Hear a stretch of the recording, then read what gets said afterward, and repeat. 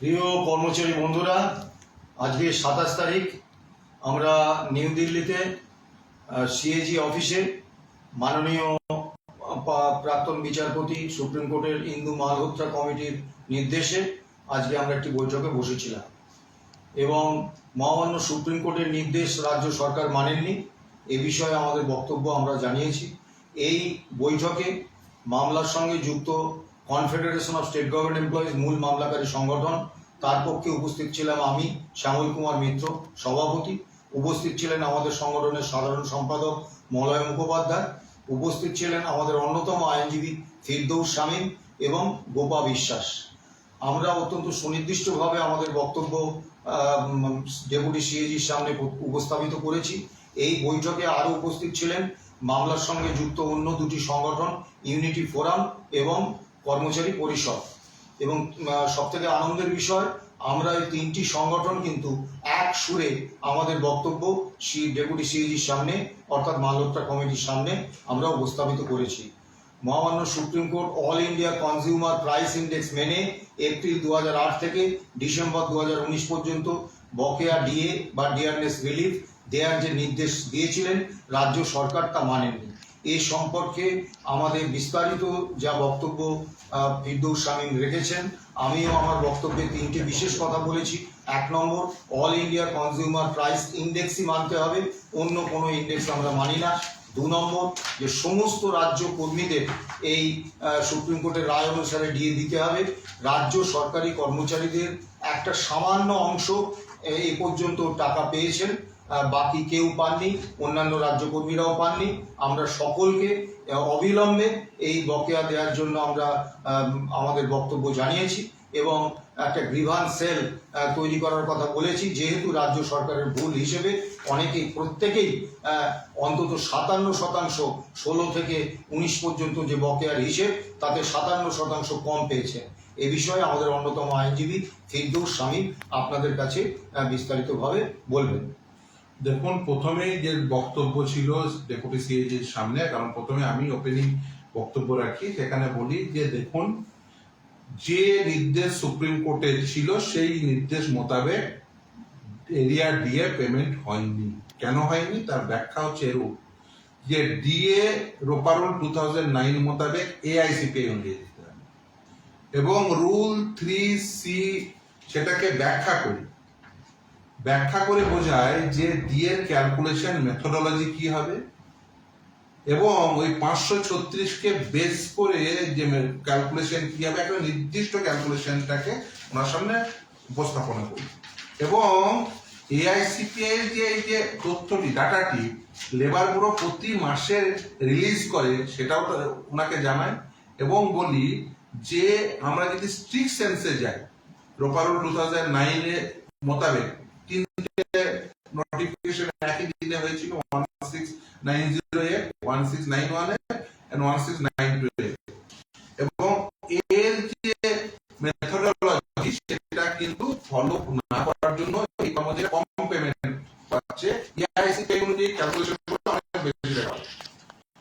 এটা প্রথম। দ্বিতীয় হচ্ছে যে এই যে কত দিন অন্তর ক্যালকুলেশন হবে, কারণ ডিএ বছরে 2 বার নাকি প্রতি মাসে ডিএ পান, কিন্তু এআইসিপিআই অনুযায়ী ক্যালকুলেশনটা কতদিন অন্তর অন্তর করতে হবে।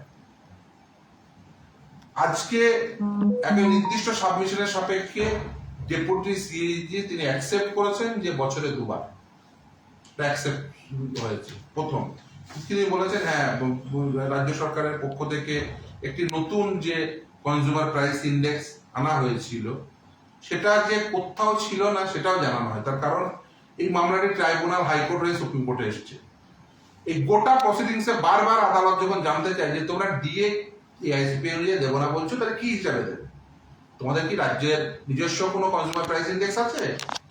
গোটা প্রসিডিংসে যে একবারের জন্য বলেনি, সেটা আমি একেবারে নির্দিষ্টভাবে বলি যে দেখুন, ট্রাইব্যুনালে আমি ছিলাম, হাইকোর্টে ছিলাম, সুপ্রিম কোর্টে ছিলাম, বারবার জিজ্ঞাসা করেছে স্টেট গভর্নমেন্টকে, কখনো বলেনি।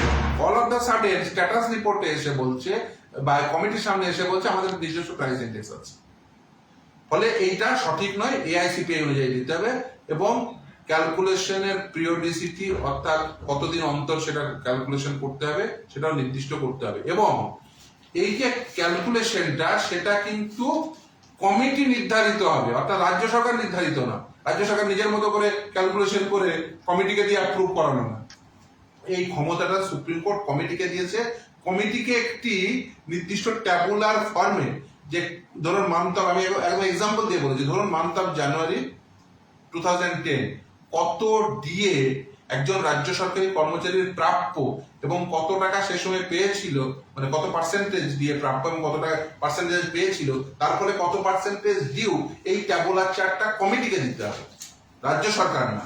তার কারণ এআইসিপিআই অনুযায়ী ক্যালকুলেশন করবেন এবং ক্যালকুলেশন মেথোডোলজি রোপারো 2009 মোতাবেক এটা, এবং কমিটি নির্ধারিত যে ট্যাবুলার চার্ট সেই অনুযায়ী দেবেন। সেক্ষেত্রে রাজ্য সরকার যে হাইড অ্যান্ড সিক খেলবে, নিজের মতো করে ক্যালকুলেশন করবে, এটা চলবে না। সব থেকে গুরুত্বপূর্ণ যেটা একেবারে আমি নির্দিষ্টভাবে সাজেশন হিসেবে দিয়েছি এবং বলেছি এটা করতে হবে, তিনি একটু অবাকও হয়ে গেছেন। তিনি বললেন যে একটা ওয়েবসাইটের কথা, বললাম দেখুন ওয়েবসাইটে প্রতিটি কর্মচারীকে তাদের গ্রেভান্স জানাতে দিতে হবে। ধরুন একজন কর্মচারী তিনি 4 লাখ টাকা প্রাপ্য, কিন্তু তাকে দেওয়া হচ্ছে 2 লাখ টাকা, তাহলে তিনি 2 লাখ টাকা কম পেলেন। এই যে অভিযোগটা সেটা জানাবেন কোথায়? তার জন্য একটা গ্রিভান্স সেল খুলতে হবে, একটা ওয়েবসাইটে গ্রিভান্স সেল, এবং প্রতিটি কর্মচারী, নট যে এই অফিসের কর্মচারী, ওই অফিসের কর্মচারী, ওই স্কুলের কর্মচারী, এরকম না, প্রতিটি কর্মচারী যাতে এটা সিঙ্গেল উইন্ডো, সব প্রতিটি কর্মচারী যাতে দিতে পারেন। এবং আরেকটা কথা আমি যেটা বলেছি যে দেখুন ওরা বলছে ডাটা 2016 থেকে 19 অ্যাভেলেবল তাই দিয়েছি, এই ডাটাটা কিন্তু অনেক আগে থেকে দপ্তর বেসিসে, ইভেন 2008-এও ছিল, তার কারণ নাহলে পেমেন্ট করছিল কি করে? ফলে ওই যে সেই সময় দপ্তর ওয়াইজ ডাটা ছিল, সেই দপ্তর ওয়াইজ ডাটাতেই করবেন। যেমন ধরুন হোম, আমি এক্সাম্পল দিয়ে বলছি, হোম বা ফিনান্স বা স্কুল হোয়াটসএভার, ফলে প্রতিটি দপ্তর, মানে দপ্তর সেখানে স্কুল এডুকেশন হতে পারে, সেটা ফিনান্স হতে পারে, সেটা হোম হতে পারে, প্রতিটি দপ্তর অনুযায়ী যে ডাটা আছে, মানে ডাটা নেই এটা মিথ্যা কথা, তার না সেখানে বেতন হচ্ছিল কি করে, এই কথা একবার নির্দিষ্টভাবে বলেছি। ফলে ডাটা দিয়ে সেই ডাটা মোতাবেক তাদের প্রত্যেককে পেমেন্ট করতে হবে। যদি কেউ কম পেমেন্ট পান তিনি ওই গ্রিভান্স সেলে, ওই যে ওয়েবসাইটের গ্রিভান্স সেলে তিনি তার গ্রিভান্স জানাবেন এবং সেই মোতাবেক তাকে সেই গ্রিভান্সটা মিট আপ করতে হবে। অর্থাৎ যে সে 4 লাখ টাকা নয় 2 লাখ টাকা দিয়েছে, 4 লাখ টাকা কেন নয়, বা তিনি 4 লাখ টাকা জায়গায় হয়তো 3.5 লাখ টাকা পাবেন, সেটাও কিন্তু জানাতে হবে। অর্থাৎ তাকে আমরা আইনি পরিভাষায় বলি অপরচুনিটি অফ হিয়ারিং দিয়ে তাকে প্রপার সেটাকে অ্যাডজুডিকেট করতে হবে। কারণ প্রতিটি কর্মচারী দ্বারা সম্ভব না ওই টাকার জন্য প্রতিটি কর্মচারী আলাদা আলাদা করে মামলা করবে, সেই জন্যই এটা বলা। ফলে এই গ্রিভান্সের আইডিয়াটা মূলত আমি বলেছি, সেই মোতাবেক মানে সেটা গ্রহণও করেছে, যেটা আমার মনে হলো। সেই মিনিটস আসলে বোঝা যাবে। এবং আমাদের একটা রিটেন সাবমিশন আমরা প্রিপেয়ার করে নিয়ে গেছিলাম এবং মান্থলি বেসিসে এআইসিপিআই অনুযায়ী ডাটা অনুযায়ী কত টাকা প্রাপ্য সেটা একেবারে নির্দিষ্ট ক্যালকুলেশনও করে নিয়ে গেছিলাম।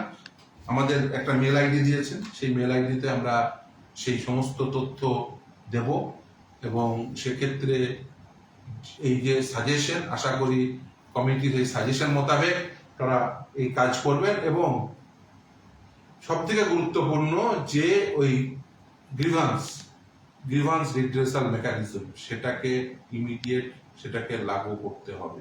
সেটা যদি না হয় তাহলে কিন্তু গ্রিভান্সগুলো মিট আপ হবে না। আমাদের আইনজীবী ফিরদৌস শামীম বলেছেন, আমি সুনির্দিষ্টভাবে কমিটিতে 3টে কথা বলেছি। 1 নম্বর হচ্ছে all India consumer price index মেনে বকেয়া ডিএ বা ডিআরনেস রিলিফ হিসেব করতে হবে। 2 নম্বর, এপ্রিল 2008 থেকে ডিসেম্বর 2019 পর্যন্তই বকেয়া ডিএ বা ডিআরনেস রিলিফ দিতে হবে। ওই আমার কাছে তথ্য নেই, ডাটা নেই, এই অজুহাতে আটকে রাখা যাবে না। 3 নম্বর বলেছি যে 12 লক্ষের উপর রাজ্য কর্মী আছেন, তাদের মধ্যে একটা খুব সামান্য অংশ রাজ্য সরকারি কর্মচারী এবং পেনশনারদের খুব সামান্য একটা অংশ টাকা পেয়েছেন, তাও কম পেয়েছেন, সকলকে অবিলম্বে দিতে হবে। আমাদের এই বৈঠকে আমাদের সংগঠনের সাধারণ সম্পাদক মলয় মুখোপাধ্যায় উপস্থিত ছিলেন, তিনি এখন তার কিছু কথা নিশ্চয়ই বলবেন। আপনাদের কাছে আমাদের যে আইনজীবী মাননীয় ফিরদৌস শামীম এবং আমাদের প্রেসিডেন্ট বিস্তারিত ব্যাখ্যা দিয়েছেন। দেখুন, আমরা তো মামলাটা করেছি all India consumer price index অনুসারে ডিএটা দিতে হবে এবং এই যে all India consumer price index অনুসারে যে ডিএটা দিতে হবে সেটা কিন্তু ট্রাইব্যুনাল বলেছে, উচ্চ আদালত বলেছে এবং সর্বোচ্চ আদালতও বলে দিয়েছে। কিন্তু সর্বোচ্চ আদালত বলেছে যে এই যে রাজ্য সরকারের সঙ্গে কথা বলবে এই যে মাননীয়া ইন্দু মালহোত্রা কমিটি, তাদের উপর দায়িত্ব দিয়েছে। এখন তারা 3টে না 4টে কটা যে মিটিং করেছে সেটা আমরা বিস্তারিত আমরা জানি না। আজকেই শুধু আমাদেরকে ডেকেছিল মাননীয় ডেপুটি সিএজি। তা আমরা বলেছি যেখানে সর্বোচ্চ আদালত বলেছে যে all India consumer price index অনুসারে ডিএটা দিতে হবে, সেই কমিটি সেখানে কিভাবে যে রাজ্য সরকারকে কি বার্তা দিল আমাদের জানা নেই। আমরা দেখলাম যেখানে 50% দিয়ে দেওয়ার কথা ছিল সেখানে 25 দিল। অর্থাৎ ব্যাখ্যা কি শুনলাম যে না, তারা নাকি তাদের নিজস্ব যে এআইসিপিআই সেই ভিত্তিতে ডিএটা দিয়েছে। আমরা জানি যে কোনো রাজ্য সরকারের নিজস্ব এআইসিপিআই হয় না, হতে পারে না। এটা স্বশাসিত সংস্থা all India consumer price index industrial workers. এখানে তারা যা নির্ধারণ করে, একটা দেশ তো এটা, এখানে তো সব গড় করে জিনিসপত্র দামের ভিত্তিতে। সেখানে ওই যে all India consumer price index অনুসারে আমরা যে মূল দাবিটা আমরা আদায় করে এনেছি সেই ভিত্তিতেই কিন্তু ডিএটা দিতে হবে। এবং সেই পরিপ্রেক্ষিতে আমাদের আইনজীবী যে বিষয়টা একটা মারাত্মক বিষয় উত্থাপন করেছে যে দেখুন আমাদের কাছে সব তো গ্রিভান্সটা আসে, স্বাভাবিক, এটা আমরা মেনেও নিই। হ্যাঁ, কেউ বলে আমরা তো পাইনি, কেউ বলে আমরা তো পুরোটা পেলাম না, কেউ বলে আমরা এখনো পাচ্ছি না কেন। এই বিভিন্ন ধরনের গ্রিভান্সটা আমাদের কাছে আসে। সেক্ষেত্রে আমরা কি জবাব দেব? আমরা তাও বলেছি যে আপনারা ডিপার্টমেন্টকে বলুন, আপনারা ইসেকে বলুন, আপনারা একদম ওই এইদিকে বলুন, আপনারা ট্রেজারি অফিসারকে বলুন। এইভাবে নির্দেশ আমরা দিয়েছি এবং অনেকে সেটা করেওছে। এবার যেটা বলেছি যদি কমিটিটা করে এই যে একদম গ্রিভেন্স সেল করে দেয় সেখানে সেই তথ্যটা তাদের জানাতে পারবে এবং সেই পরিপ্রেক্ষিতে সুপ্রিম কোর্ট আগামী 6 তারিখে যদি এই বার্তাটা দেয় তাহলে আপনারা সেই প্রেক্ষিত আপনারা অগ্রসর হবে। কেন এই কথা বললাম আমি, তার একটা যুক্তি আছে। তার কারণ হচ্ছে আপনারা জানেন আগে যে স্যালারি মেথোডোলজিটা এটা যে পোর্টালে দেওয়া হতো সেটা ডিপার্টমেন্ট ওয়াইজ ছিল। পরবর্তীতে সেটা একটা সেন্ট্রাল মেকানিজম হয়েছে। যেহেতু সেন্ট্রাল মেকানিজম হয়েছে তাই ফলে সেই সেন্ট্রাল মেকানিজমেই সকলের গ্রিভান্স নেওয়া হোক। আপনি পেমেন্ট যখন করবেন সেন্ট্রাল মেকানিজমেই করা হোক। তাহলে সেন্ট্রাল মেকানিজমে হলে তাহলে সবার আপনার home, finance, school education, higher education যত যা আছে সবার এক মেকানিজমে এক উইন্ডোতে সকলের গ্রিভান্স মেটা হোক। প্রথম। দ্বিতীয় হচ্ছে যে যেটা যেমন গুরুত্বপূর্ণ মলয়দা বলছিল না যে meeting according to status report 7টা মিটিং হয়েছে, তার মধ্যে 2টো মিটিংয়ে নির্দিষ্টভাবে কনফেডারেশন স্টেট গভর্নমেন্ট এমপ্লয়িজকে জানাতে বলেছিল। আমি ইভেন আদালতেও বলেছিলাম, সেটা আপনারা শুনেছেন এবং দেখেওছেন, যে এই যে জানাতে বলার কথাটা সেটা কিন্তু কখনো জানানো হয়নি এবং সেই জন্যই এর আগের দিন বিচারপতিদের নির্দেশের সাপেক্ষে আজকে এই মেলটা আমরা পেয়েছিলাম এবং আজকে আমরা আমাদের বক্তব্য রাখতে পেরেছি। এটা যদি প্রথম থেকে হতো আরো সুবিধা হতো, কিন্তু 7টা মিটিং হয়ে যাওয়ার পরে যেখানে কোর্ট মিটিং এবং 6 মিটিং এ নির্দিষ্টভাবে বলেছে এবং আজকে যা বললেন ডেপুটি সিএজি, ওনারা চেয়েছিলেন যাতে কর্মচারী যারা মামলাকারী সংগঠনগুলোর কাছ থেকে তাদের বক্তব্য শুনতে জানতে, আজকে পুরো বিষয়টি বলেছি। আশা করি আবার ভবিষ্যতে আবার যখন ডাকবেন মিটিং এ আবারও যাবো এবং আবারও আমাদের যা বক্তব্য সেটা নিশ্চিতভাবে বলবো। আপনাদের যদি কোনো সাজেশন থাকে সেই সাজেশন আপনারা নিশ্চিতভাবে মলয়দা এবং শ্যামলদা উভয়ে আছে, কারণ আপনাদের আসলে তো যেটা প্রাপ্য সেটা তো আপনাদের প্রতিটি কর্মচারী যিনি একদম কোনো গ্রামে হয়তো বসবাস করেন একজন কর্মচারী, তার পক্ষে তো সম্ভব না। ফলে তিনি কি হবে এই মলয়দা বা শ্যামলদাকে জানালে তারা সাজেশনটা, আমি বলছি আমি ক টাকা পাচ্ছি না পাচ্ছি সেটার জন্য তো গ্রিভান্স সেল করা হয়েছে, কিন্তু ওভারঅল কি করলে বেটার ওয়েতে পেমেন্টটা হতে পারে সেই সাজেশনটা নিশ্চিতভাবে জানাতে পারেন, তাহলে কমিটির সামনে সেটা আমরা তুলে ধরবো। যে যেমন একটা গ্রিভান্স রিডাকশন মেকানিজম, এটা আমি আমার মাথা থেকে এসে আমি বলেছি, আপনারও যদি কোনো বেটার সাজেশন থাকে যে না এই সাজেশন এটা করলে বেটার ওয়েতে সকলে পেমেন্টটা পাবেন, তাহলে সেটা নিশ্চিতভাবে মলয়দা এবং শ্যামলদাকে নিশ্চিতভাবে জানাবেন। সেই ক্ষেত্রে আমরা কমিটির সামনে সেই বক্তব্য তুলে ধরতে পারবো। আমরা ফেসবুক লাইভে আপনাদের সবকিছু বললাম। আজকে সব থেকে গুরুত্বপূর্ণ যে বিষয়টা, all India consumer price index মেনে ডিয়ারনেস অ্যালাউন্স বা ডিয়ারনেস রিলিফ দেওয়াটা ডেপুটি সিএজি তিনি নিজে সহমত হয়েছেন, এটা একটা বড় জয়। 2 নম্বর, যে রিড্রেসাল সিস্টেমের কথা বলা হয়েছে, অর্থাৎ একটা এতে পোর্টালে বা ওয়েবসাইটে যেখানে সমস্ত রাজ্য কর্মীরা, সে শিক্ষক, শিক্ষাকর্মী হোক, বোর্ড, কর্পোরেশন, পঞ্চায়েত, পুরসভা, রাজ্য সরকারি কর্মচারী, প্রত্যেকে তাদের নথিভুক্ত করবেন। এবং আমি নির্দিষ্টভাবে কলকাতা মিউনিসিপ্যাল কর্পোরেশনের অধীন যে ব্যাংক থেকে যারা বেতন বা পেনশন পান, তারা আজ পর্যন্ত কেউ পাননি, তা আমরা সেগুলো উল্লেখ করেছি। আমরা এই কথা বিশ্বাস করি না যে সংবাদ মাধ্যমে চিৎকার করলে আদালতের পেরিফেরিতে দাবি আদায় করা যায়। আমরা জানি আদালতের পেরিফেরিতে দাবি আদায় করতে গেলে আদালতের ফোরামে সুনির্দিষ্ট যুক্তি, তথ্য এবং পরিসংখ্যান দিয়ে আদালতের যে কর্তৃপক্ষ, তাকে এইটার সঙ্গে সহমত করাতে হয় যে আমাদের এই সমস্যা, এইটা আমাদের মেটাতে হবে। আমরা আশাবাদী আগামী দিনেও হয়তো 2-1 দিনের মধ্যে আরো 1টি বা 2টি বৈঠক হবে, সেরকম একটা আভাস আমরা পেয়েছি। আমরা থাকবো, আমরা আপনাদের সঙ্গে আছি। কিন্তু যে গ্রিভেন্স সেলটা তৈরি হচ্ছে, যে গ্রিভেন্স জানাবার সুযোগটা আপনারা পাচ্ছেন, এইটা কিন্তু আপনারা ব্যাপকভাবে ব্যবহার করুন। যারা এখনো পর্যন্ত কোনো টাকা পাননি, তারা আপনাদের সেই গ্রিভেন্সটা জানান। যারা অল্প টাকা পেয়েছেন কিন্তু হিসেব মতো টাকা পাননি, তারা সেই গ্রিভেন্সটা জানান। যাদের এখনো পর্যন্ত প্রভিডেন্ট ফান্ডে ঢুকে গেছে, তারা চান নগদে পেতে, তারা সেই গ্রিভেন্সটা জানান। কারণ বাচ্চা না কাঁদলে মা দুধ দেয় না।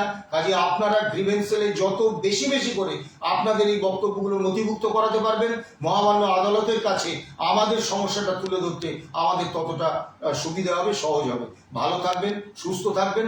আমরা confederation of state government employees আপনাদের পাশে ছিলাম, আছি, থাকবো। এবং আজকে অন্য 2টি সংগঠন, ইউনিটি ফোরাম এবং কর্মচারী পরিষদ, তারা আমাদের সঙ্গে সমসুরে কথা বলেছেন, তাদেরকেও অভিনন্দন জানাবো, অভিবাদন জানাবো।